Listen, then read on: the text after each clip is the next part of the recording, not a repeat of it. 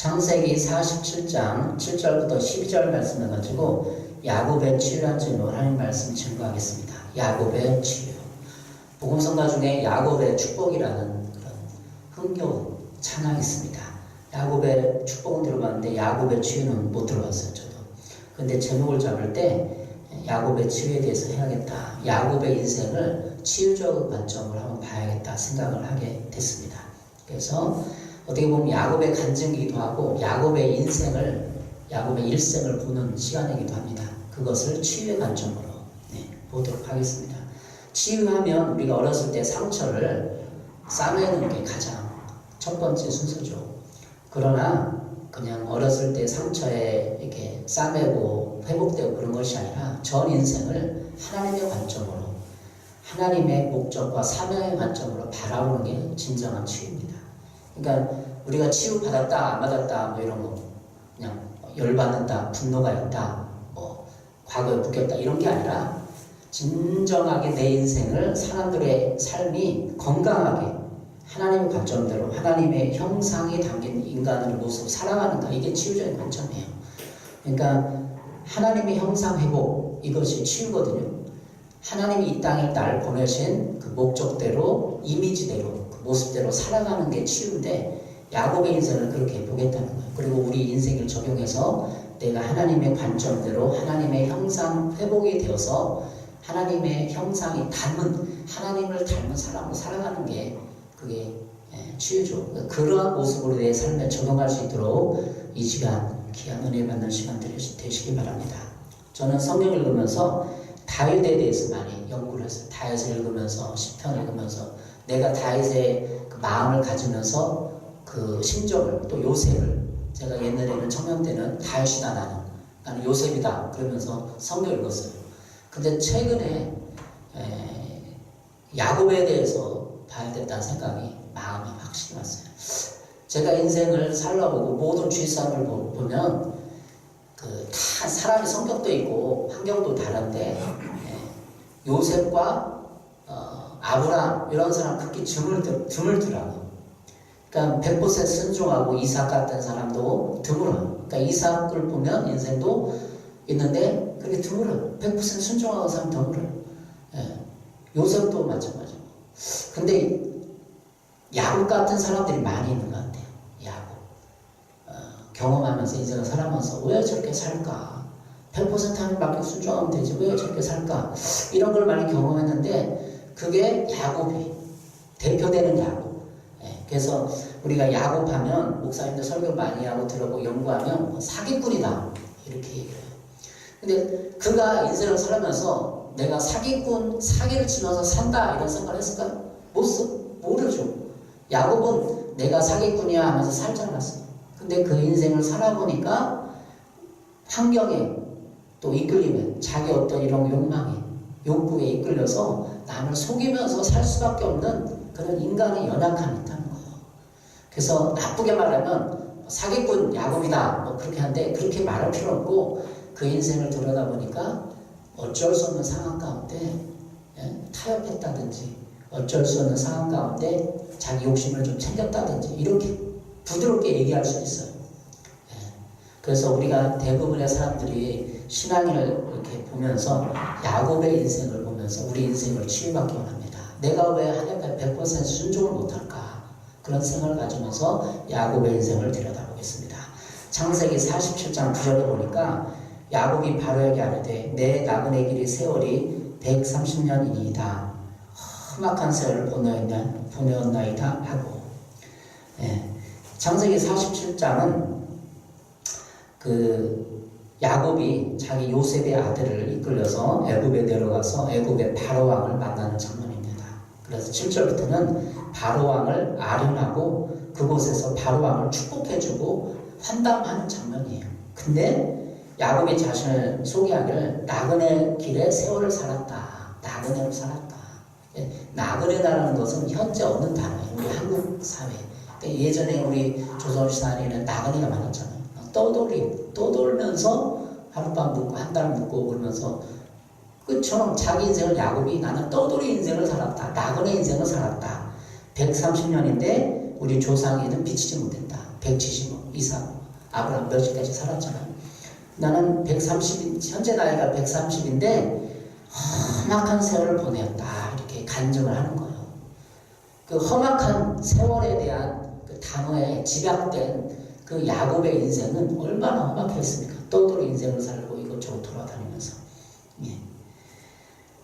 창세기 4장에 애굽에 내려가기 전에 야곱은 하나님 앞에 제단을 쌓고 기도를 했어요. 그래서 응답을 받았어요. 애굽에 내려가도 된다. 창세기 46장 4절에 보니까 내가 너와 애굽으로 내려가겠고 반드시 너를 인도하여 다시 올라올 것이며 요셉이 그의 손으로 내 눈을 감기리라.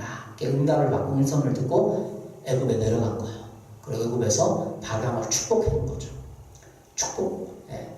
우리가 그 야곱의 인생을 들여다보면서 바로왕을 그냥 판단하고 그냥 예전처럼 그걸 축복해줬다는 게 아니라 진심에서 내가 인생을 살다 보니까 인생은 그런 거야. 그러면서 바로왕이 권력자다. 최고의 거기서 말 못하면 죽을 수도 있잖아요. 두려움. 자기 아들이긴 하지만 그런 상황에서 손을 내밀어서 기도해주고 축복해주고 했다는 거예요. 이게 야곱의 축복입니다. 남을 축복할 수 있는 130세에 진정하게 남을 이해하고 축복해주고 자기 인생을 이렇게 험악한 세월을 끝났습니다 하고 그냥 1분 만에 끝났을까요? 최소한 30분이나 1시간은 왕이랑 얘기를 했을 것 같아요. 자세히는 하지만 내가 이렇게 살았다 환담을 했을 것 같아요. 그렇지 않습니까? 그냥 1분만 딱 보고 그냥 와요. 차 마시면서 왕이랑 대화하면서 내 인생을 이렇게 살았다. 결과적으로 이걸 험악한 인생을 살았다 이렇게 하는 거죠. 예. 제가 묵상해 본 결과 1시간, 2시간은 바로왕과 얘기를 나누고 자기 인생을 소개하고 하나님을 소개했을 거란 얘기죠. 여러분 어떻습니까? 여러분 인생을 살면서 남한테 내 인생은 이래. 나는 험악한 인생을 살았어. 그런 하나님 나를 도와주셨어. 이런 간증거리가 있는지 모르겠습니다. 예.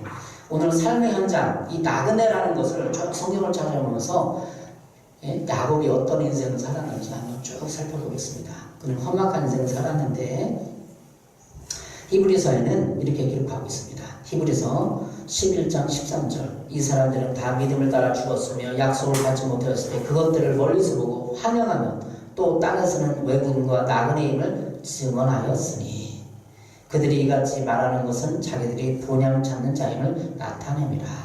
그러니까 이 땅에서는 히브리서에서 믿음의 조상들이 외국인과 나그네로 살았다라는 거죠. 외국인 마치 여기서 그냥 몇 년 머무르고 갈 것처럼 본향 하늘 고향을 바라보면서 살았다는 그게 믿음입니다. 네. 어떻게 보면 험악한 인상 속에 담긴 돌고 도는 인생 이것은 험악한 인상 속에 있는 그 원어의 뜻을 보면 이 험악한다는 것은 그냥 힘들었다가 아니라 자기의 그 악함을 알았다. 내가 나쁘게 살았다. 나는 죄를 지면서 살았다는 이 원어적인 의미가 포함되어 있다고 합니다. 네. 거기에는 내가 이 세상 살면서 때로는 나쁘게 살았어요. 이것도 있다는 거예요. 나쁘게 살았다는 거예요. 이게 사실은 험악한 인생을 살았다는 게 아니라 하나님 없는 삶의 기준으로 살았다라는 거죠. 우리가 흔히 야곱하면 열심히 살아서 돈 벌어서 거부가 되었다.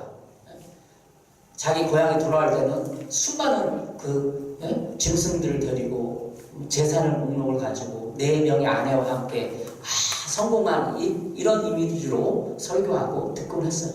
맞아요. 그는 열심히 일해서 삼촌 라반의 집에서 성공하고 수많은 양떼들을 몰고 짐승을 몰고 왔어요. 그러나 인생이 그것뿐만 아니라 그 야곱의 마음 안에 진실, 야곱이 뭘 추구하고 야곱의 본질이 뭔지, 마음의 상태가 뭔지를 봐야 되는 겁니다. 거기에만 목숨 걸 필요가 없어요. 우리 인생은 성공, 물질만 아니라 야곱의 마음. 야곱의 출생을 보겠습니다. 창세기 25장 21절, 26절에 이렇게 기록을 하고 있습니다. 이삭이 그의 아내가 임신하지 못하므로 그를 위하여 여호와께 간구하며 여호와께서 그의 간구를 들으셨으므로 그의 아내 리브가가 임신하였더니 그 아들들이 그의 태 속에서 서로 싸우는지라 그가 이르되 이럴 경우에는 내가 어찌할꼬 하고 가서 여호와께 묻자온대 여호와께서 그에게 이르시되 두 국민이 내 태중에 있구나 두 민족이 내 복종에 해서 나누어 이르라. 이 족속이 저 족속보다 강해졌고 큰 자가 어린 자를 섬기리라 하셨더라. 야곱의 어머니 리브가 이삭, 부모가 이삭이죠. 이삭과 리브가가 임신하지 못하니까 하나님께 간구하고 기도했어요. 그래서 그 임신을 하게 됐습니다. 그래서 뱃속에서 하나님께 응답을 들었는데 두 민족이 있구나. 그러면서 태 속에서 서로 싸우는지라. 그러니까 야곱과 에서는 야곱의 형제가 에서죠. 쌍둥이인데 싸운 거예요. 엄마 뱃속에부터. 22절에 그의 태 속에 서로 싸우는지라.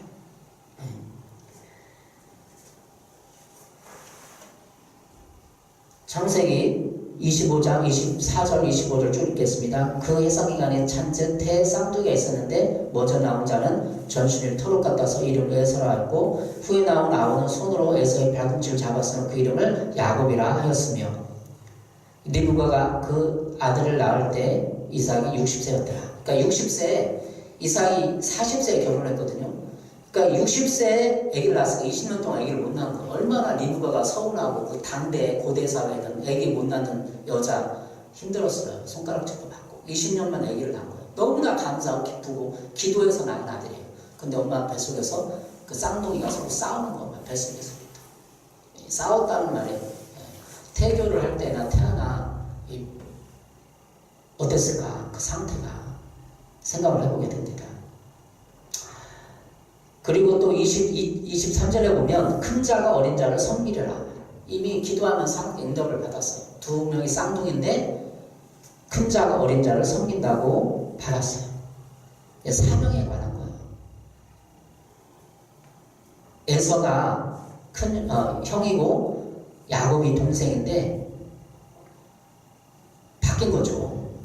큰 자는 장자의 축복이 있고 축복권이 있어서 이스라엘 고대 사회에 장자하면 큰아들 하면 그 장자의 축복이 있는 거예요.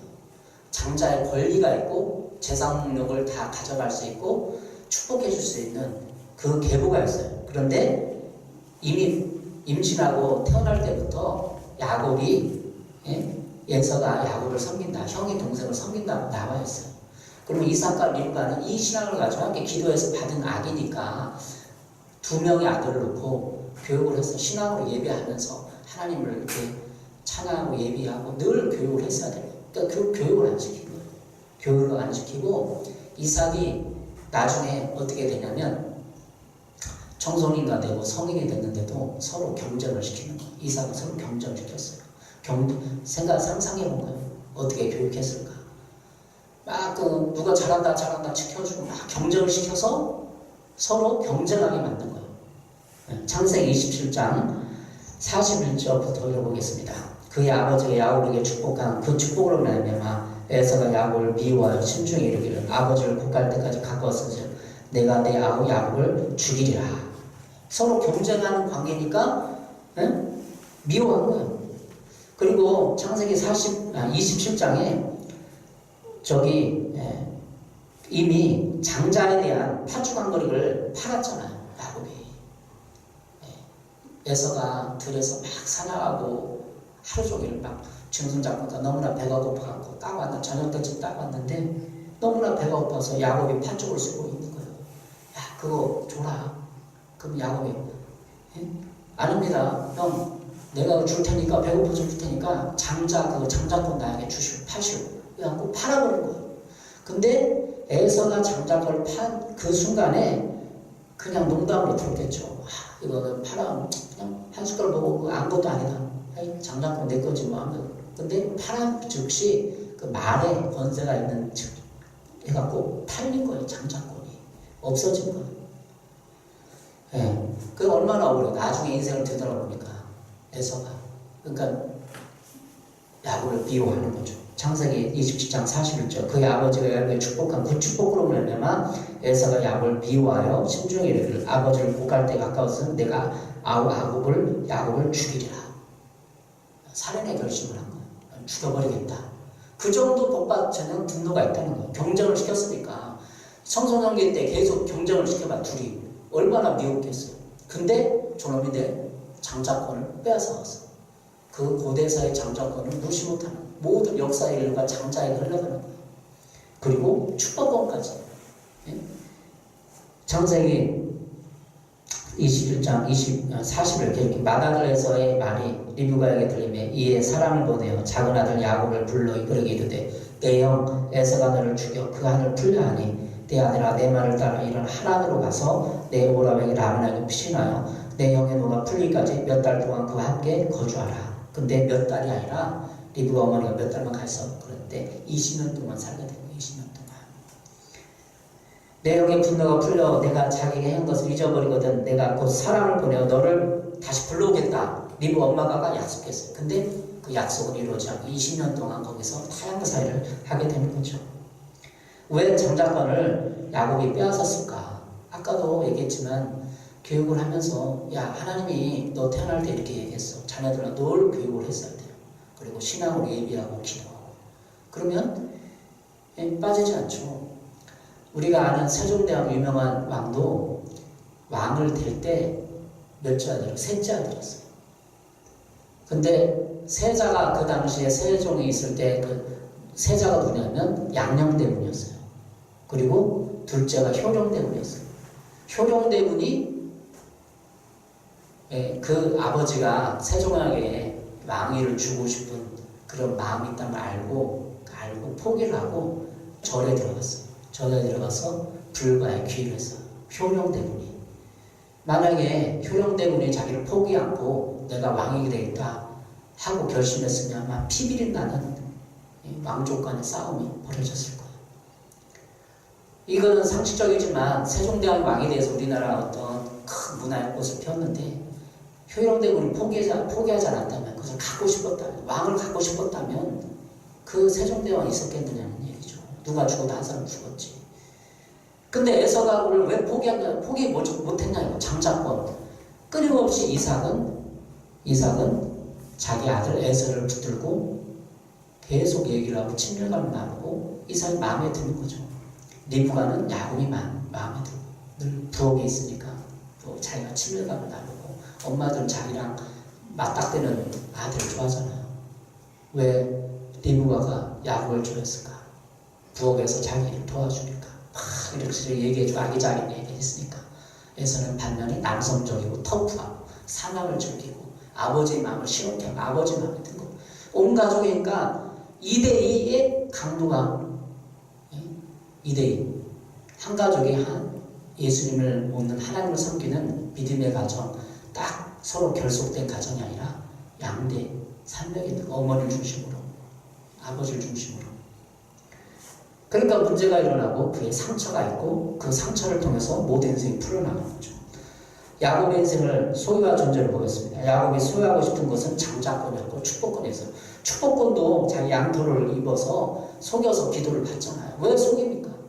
정정당당하게 아버지 나 그 축복권 나 쌍둥이인데 어때? 나에게도 주세요. 이럴 만한 담력과 친밀함이 없었을까? 우리는 야곱의 인생에 대해서 많이 설교 들고 상식을 알기 때문에 알잖아요. 왜 속입니까 인생을? 그렇잖아. 그냥 서로 그냥 스스로 없이 온 가족이 하나 됐다면 그런 거 다 털어놓고 얘기해야 되잖아. 나도 좀 가고 싶어요 아빠. 나는 그래야 되니까 쌍둥이인데 나도 조금 주세요. 농담도 하고 친밀감이 있어야지 아버지하고. 근데 싹 격리가 된 거죠. 그래서 장자권과 축복권을 속여서 빼앗는 거예요. 이기적인 욕망. 이것이 우리가 요셉과 아브라함의 다른 어떤 인간의 군상이 우리들의 모습이고 열심히 하나님이 이미 너에게 약속했어. 큰 자 어린 자를 섬긴다고. 네가 야곱이 영적인 계보를 이루고 물질 축복을 받고 형보다도 나은 삶을 보기에도 산다는 걸 이미 약속해. 태어날 때부터. 근데 그걸 못 잡고 신앙교육을 안 시키고 서로 경쟁하게 만들고 싸우게 만들고 그래서 남의 것을 속여서 빼앗아야만 욕망의 인상은 욕구의 인간. 야곱의 결혼 생활을 보겠습니다. 결혼과 창세기 29장 15절부터 보겠습니다. 라반이 야곱에게 이르되 내가 비록 내 승진은 어찌 그 내 일을 하겠느냐 내 품삯을 어떻게 할지 내게 말하라. 라반에게 두 딸이 있으니 언니 이름은 레아요 아우의 이름은 라헬이라. 레아는 시력이 약하고 라헬은 곱고 아랬다오니. 야곱도 남자니까 곱고 아름다운 사람과 결혼하고 싶고 연애를 시작했고 그런 거예요.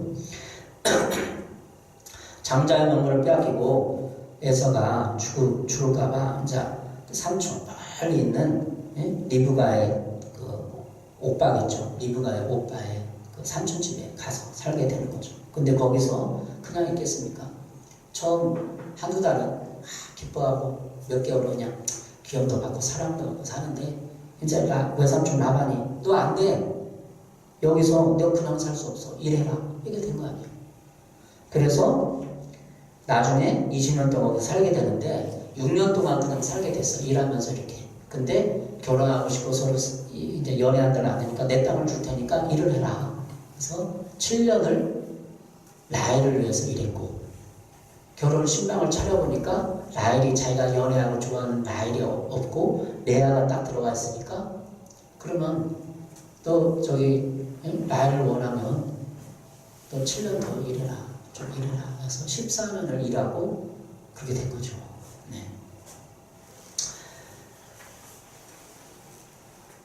야곱의 인생이 결혼을 했는데 라헬을 얻고 또 품삯을 하고 행복했을까? 우리의 결혼 생각도 뒤돌아봐야 돼요. 4명의 아내를 두고 야곱이 과연 행복했을까? 라헬이 자기가 야곱에게서 아들을 낳지 못함을 보고 그의 언니를 시기하여 야곱에게 이르되 내게 자식을 낳게 하라. 그렇지 않으면 내가 죽겠노라. 창세기 30장에 나오는 말씀이에요. 창세기 30장 2절 야곱이 라헬에게 성을 내어 이르되 그대를 임신하지 못하게 하시는 이는 하나님이시니 내가 하나님을 대신하겠느냐. 야곱이 라헬에게 성을 내었어요. 4명의 아내 중에 어땠을까요? 성을 냈어요. 야곱이. 왜 성을 냈을까요? 라헬이 자꾸 찌는 거야. 나는 애기 낳고 싶다. 왜 나한테 안 오느냐. 막 그 여자에게 들어가니까 좋대드냐 하면서 막 따지고 잔소리하고 바가지 긁은 거예요. 4명의 아내가 얻었다고 행복한 게 아니라 늘 바가지 긁고 그 중에서도 라헬이 제일 바가지 하시네. 왜? 애기를 못 낳으니까. 레아는 애기를 계속 낳고 못 낳으니까 라헬이 그러면 내 첩을 줄 테니까 비라에게 들어가라 해서 비라도 애기를 낳았어요. 자기만 못 낳는 거야. 열받으니까 남편한테 성을 내고 짜증을 부리고 그러면서 싸우게 된 거죠. 성을 냈다고 하는데 부부싸움 했을까? 야곱이. 그러면서 인생이 얼마나 험난하고 고단하고 창세기 31장에 보면 외삼촌 라반의 집에서 20년을 보낼 때 이제 돌아오는 그 과정을 겪습니다. 창세기 31장 7절 그대들의 아버지가 나를 속여 품삯을 10번이나 변경하였느냐. 그러나 하나님이 그를 막으사 나를 해치지 못하게 하셨으며 자기 삼촌 라반이 품삯을 14년 동안 10번이나 변경했대요. 야 너무 비싸. 다시 변경하고 제대로 품삯을 못 받는 거야. 그 당시에 받는 품삯의 절반 60%밖에 못 받는 거야. 그리고 뼈저리게 일을 하는 거예요. 그래서 나중에 라반한테 그렇게 얼마나 억울하고 분노가 치밀어 올라오겠어요. 그래가지고 자기 그 라반의 삼촌을 속여서 이제 짐승들을 이제 더 얻게 되는 나중에 보면 그런 삶을 살게 됩니다. 야곱의 인생을 보면서 너무 적극적으로 열심히 살았어요. 농사 가축을 부르면서 또 속여서 또 자기 것으로 또 오고. 근데 우리가 적극적 사고방식도 좋지만 부정적인 사고방식은 안 좋아요. 이 땅 살아가면서. 그러나 적극적인 사고방식이 내 모든 것을 갖고 싶고 욕망하고 그 적극적인 게 과연 좋은가? 야곱의 인생을 통해서 봐야 됩니다. 창세기 이제 32장으로 넘어가면 창세기 32장에 보면 야곱이 분이엘에서 싸움하는 장면이에요. 야복 나루터에서. 창세기 32장 6절 사자들이 야곱에게 돌아와 이르되 우리가 주인의 영 에서에게 이른즉 그가 400명을 거느리고 주인을 만나려고 오더이다. 이제 라반을 떠나서 야복 나루에 갔어요. 창세기 32장 이렇게 기록을 하고 있습니다. 밤에 일어나 두 아내와 두 여종과 11아들을 인도하여 야복나루를 건널세 그들을 인도하여 시내를 건너가가며 그의 소유도 건너가가고 야곱은 홀로 남았더니 어떤 사람이 날이 새도록 야곱과 씨름하다가 야복나루에서 자기 두 아내 그리고 여종을 야복나루 건너겠어요. 그리고 11아들을 다 인도하고 가족들을 건너겠어요. 근데 자기는 못 건너는 거예요. 야복나루에 앉아서 밤을 새는 거죠. 왜 못 건널까요? 자기 건너가면 형 에서가 기다리고 400명이 군사들을 거느리고 자기를 만나러 왔다는 걸 들었어요. 그러니까 두려운 거죠. 그 당시에 20년 전에 사건이 떠오른 거예요. 자기가 형 야곱을 속이고 빼앗아온 그것을 에서가 분을 갈고 있다는 것을 들었고 군사를 데리고 왔다는 걸 들었어요. 400명이면 자기 식솔들 누구죠? 4명의 처와 아이들이 순식간에 그냥 숙대받고 죽는 거죠. 그러니까 두려우니까 미리 보내고 선물도 보내고 자기는 야복강에서 못 건너는 거예요. 두려우니까. 왜 못 건너다가 두려우니까. 뒤에는 라반이 쫓아오고 라반이 자기를 죽이려고. 왜 딸들 데려가니까. 왜 얘기도 안 하고 가냐는 거. 풀고 하나님 뜻은 뭐죠? 라반하고 풀고 에서하고 풀라는 거예요. 뒤에는 라반 삼촌을 속여서 거부가 되어서 자기 딸들을 데리고 그냥 밤중에 도망치는 거예요. 라반이 쫓아와요. 앞에는 에서가 형이 쫓아와요. 그 갈림길, 생사의 갈림길에 두려움이 있는 거죠. 그러니까 야복나루에서 두려움을 토로하고 하나님을 만나는데 주의 이제 천사가 와서 이제 야곱과 실험하는 거죠.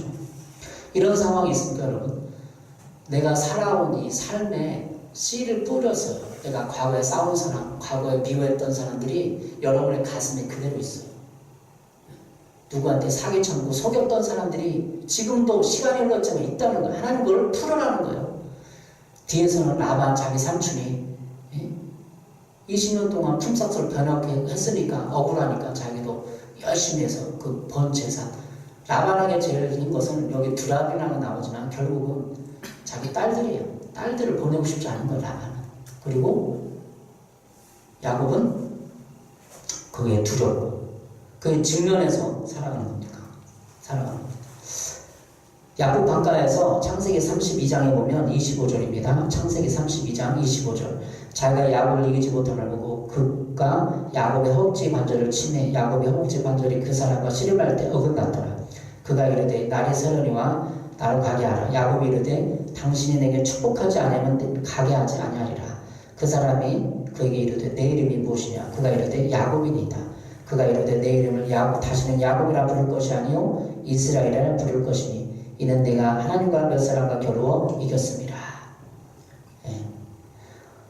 창세기 32, 25절에 야곱의 허벅지 관절을 쳤어요. 그 사람이 천사죠. 천사가 나타나서 예전에는 환도뼈라고 나왔는데 이 개정 성경에는 허벅지 관절을 쳤답니다. 허벅지 관절 쳐버리니까 씨름하다가 그래서 이 사람이 야곱이 절고 자기 인생을 전환하는 인생의 전반전과 후반전이 나누는 그 사건이 된 겁니다.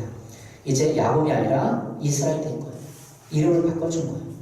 그래서 결국은 그 사람이 야곱에게 고집센 걸 보면서 환도뼈를 치면서 누가 이겼을까? 야곱이 이겼어. 성경에 야곱이 이겼다 이렇게 나왔는데 결국은 져준 거예요. 그 사람 천사가.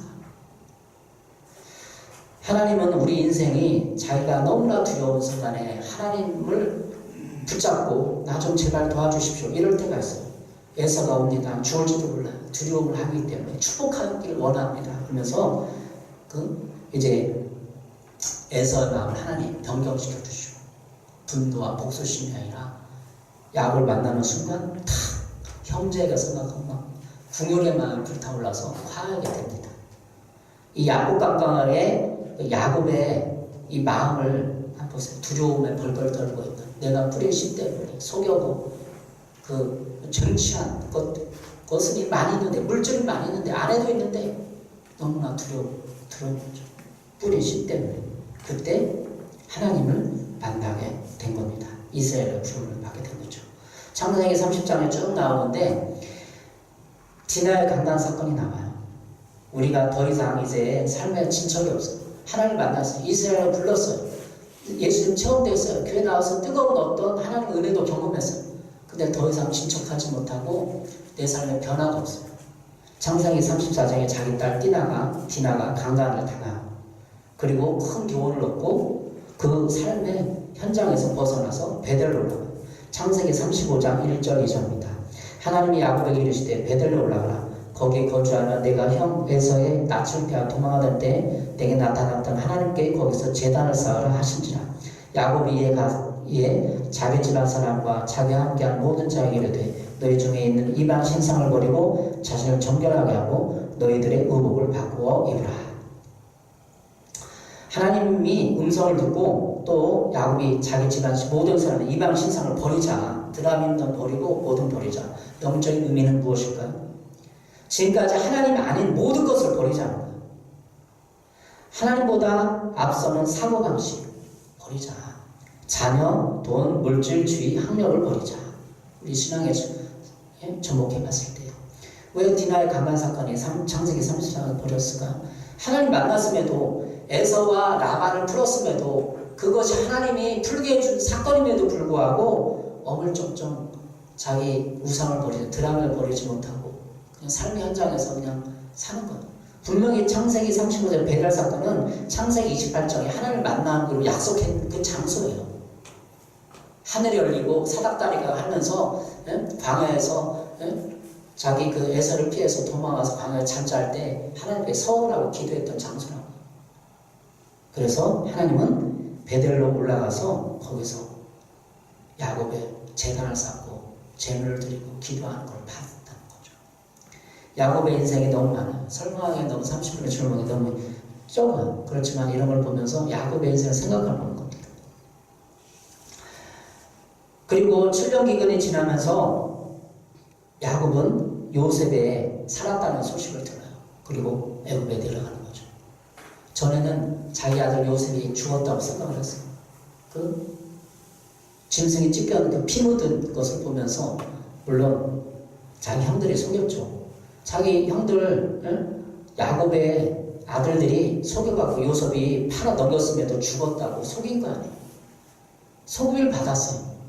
아들들한테. 그냥 팔았는데 자기들이 미워서 팔았는데 요셉이 죽었습니다. 얼마나 충격, 멍 때린 거죠. 가장 사랑하는 아들, 라헬의 아들, 라헬의 엄마로부터 낳은 아들이 죽었다고 해서 몇 년 동안 자기가 멍 때렸을까. 내가 쌓은 건 뭔가 허무하기도 하고 외롭기도 하고 요셉이 죽었으니까 편애를 했잖아요. 그래서 요셉의 인생을 살펴보면 자기 삼촌 라반에게 당한 이 속임, 속고 속은 거, 인생을 속고 속이고 자기가 속으려고 결단했을까? 아니요. 그냥 너무나 열심히 살다 보니까 타협하고 편법을 부려서 어쩔 수 없이 내가 속여야겠다, 사기꾼이다 그런 의식은 전혀 없는 거야. 근데 자기가 속였으니까 또 속임을 당하고 아들들한테 속임을 당하고 야곱의 인생을 평가하고 있습니다. 야곱의 심리적인 상황은 무엇일까요? 자기애성이 강하다는 거예요. 자기애성 성격 장애자도 있는데 야곱은 자기애성 성격 장애자는 아닌 거 분명히. 그러나 자기애가 너무 강한 거예요. 자기를 사랑하고 아내를 사랑하고 형을 사랑하고 아버지를 사랑하고 그 입장을 생각해보는 것이 아니라 자기 입장만 생각하는 거예요. 나도 갖고 싶다. 이삭의 가정에서 신앙교육을 제대로 못한 거, 남과 타인의 배려를 못한 거, 욕심만 챙겼던 거죠. 경계성 성격 장애자 되는데 야곱은 경계성 성격 장애자는 아닌 것 같아요. 그냥 경계를 넘었어요. 삼촌의 경계를 넘었어요. 경계를 넘었어요. 인격의 경계도 넘었겠죠. 모르겠습니다. 자세히 성경이 안 나오니까. 그러나 그 심리를 생각해 봤을 때 자기애가 너무 강하니까 자기애성 성격장애 대표적인 공주병 아니에요. 공주병이 있으니까 남을 감정과 환경과 생각을 못하고 자기만 감옥에 갇혀있는 거예요. 자기애라는 감옥에. 자기 자신은 자신을 모릅니다. 사기성의 대명사 야곱도 자기 자신을 몰랐어요. 내가 이렇게 후대에 성경에 나와서 야곱하면 사기성 있는 사람이다라고 대표되는 사람을 몰랐어요. 그 인생도 우리도 마찬가지예요. 하나님을 바라보지 않고 내 우상을 내려놓지 않고 거기에 빠져있으면 내가 남을 속여서 빼앗는 건지도 몰라요. 남 인격을 짓밟은 건지도 몰라요. 자기에서 성격 장애자들. 야곱은 자신이 사기적 성격이 있다는 것을 몰랐을까요? 130세 바로 앞에 섰을 때 나는 험악한 인생을 살았습니다 라고, 험악하니 나는 나쁜 인생을 살았습니다 라고 고백한 것이 치유예요. 내 인생을 돌아보니까 나는 게 나쁜 사람이었어요. 그렇지만 하나님 은혜를 주셨고 나를 용서해 주셨고 축복해 주셨어요. 모든 사람을 볼 때 이제 다 넉넉한 마음이 생기고 여유로운 마음이 생기고 이해해 줄 수 있고 남을 생각해 볼 수 있고 배려한 마음이 생긴 거예요. 130세에 치유가 된 거예요. 하나님 관점, 하나님 영상하는 조금 된 거예요. 그 위에 여기 쭉 12절 쭉 읽어보니까 야곱은 애굽에서 17년은 더 살았어요. 17년. 그러니까 말년 17년은 자기가 깨닫고 17년에서 모든 가족들을 다 축복하고 애국의 사람들까지 다 축복하고 이해하고 관용하고 평화를 쓰는 사람이 넓은 사람이 된 거예요. 자기애성 성격, 그 자기애성이 강한 사람이. 그것이 야곱의 치유의 핵심입니다. 하나님 앞에 우리가 살아갈 때 나도 내가 남을 막 짓밟고 빼앗고 뭐 한다는 몰라요 전혀. 근데 거기에 영향을 받는 사람들, 가장 또 직장의 대표는 사람들은 몇 년 전에도 작년 전에도 누구 회장이니 뭐 엄청나게 많이 이슈에 그렇게 됐잖아요. 그 사람 자기가 그런 사람인 거 알까요? 몰라요. 그냥 직원에게 말 한마디 듣고 욕 한마디 안 받은 게 그 사람 얼마나 일을 갈고 목소리 하기 힘들어하는지 몰라요. 그 사람들은 자기에게 강하니까. 수단과 방법을 다 동원해서 살아가는 삶, 야곱 같다는 삶입니다. 여러분, 하나님이 여러분을 수단과 방법을 다 동원해서 살아가라고 했습니까? 성공하라고 했습니까? 우리를 성공으로 불렀습니까? 섬김으로 불렀죠. 인자한 것은 섬김을 받으려 합니다. 섬김을 하고 도리어 많은 사람 대중으로 주려 합니다. 예수님이 와서 말씀하셨잖아요. 섬기려는 것이 우리의 인생의 목적입니다. 집착과 자기 열정에 빠진 야곱이 떠돌아다니면서 결국은 그가 20년 동안 라반의 집에서 또 베델에서 이 모양 좀 떠돌다가 결국은 애굽에 내려가서 자기 아들 요셉의 그 품 안에서 쉬고 행복하게 살았지 않습니까? 결국은 떠돌이 인생에게 핵심적으로 요구하는 것은 네 마음의 그 이기심과 욕심, 너를 위해서 살아가는 발버둥치는 누가 너를 보호해주지 않고 네가 자신을 보여야 되니까 그 마음을 내려놓고 하나님이 너를 지키시고 인도한다. 하나님의 넓으신 품 안에 거하라. 그런 메시지를 인생을 통해서 깨닫는 겁니다. 출생부터 부모는 알고 있었던 그 야곱의 사명, 큰 자가 어린 자를 섬기리라, 그것을 붙들고 이삭이 신앙교육을 시키고 그것을 붙들고 야곱이 살아왔다면 그런 인생을 살지 않았을 거예요. 이삭과 리브가가 그것을 기억하고 두 사람 앞에서 정직하게 했다면, 또 에서가 그걸 포기했다면, 에서도 왜 그걸 못 포기해서 다 하고 싶은 거예요. 엄마의 사랑도 받고 싶고 장자권도 받고 싶고 축복도 받고 싶고. 그래서 신앙교육이 중요한 겁니다. 4명의 가족 공동체가 2대2로 나누어 살아갔던 그 삶의 양상 속에서 야곱이 그렇게 성장할 수밖에 없었고, 하나님의 뜻을 생각해보지 않고 사명을 생각해보지 않고 인생을 어떻게 살아야하는 생각해보지 않고 자기 욕망대로 자기 열심대로 살아왔던 인생을 뒤하고 그는 치유되었습니다. 바로에게 축복하고 모든 외국 사람들까지 생각했을까 안 했을까요? 생각했겠죠. 요셉도 국무총리인데, 자기 아들이 국무총리인데 애국 나라 정치와 행정과 문화를 생각하고 축복해주고 돌아다녔을 거라는 거죠. 여행도 하고. 애국을 여행 안 해봤을까요? 야곱이 이렇게 이런 좋은 땅도 있네. 애국 사람 문화가 좋네 하면서 다 애국 사람을 축복해줬을 거예요. 자기 아들뿐만 아니라 다 그냥 넓은 사람이 돼서. 야곱의 인생을 통해서 보는 한 가지, 하나님의 사명을 바라보라는 것입니다. 야곱의 치유적인 관점으로 제가 생각을 해서 해봤어요. 아무도 이런 치유적인 관점으로 있는지 모르겠어요.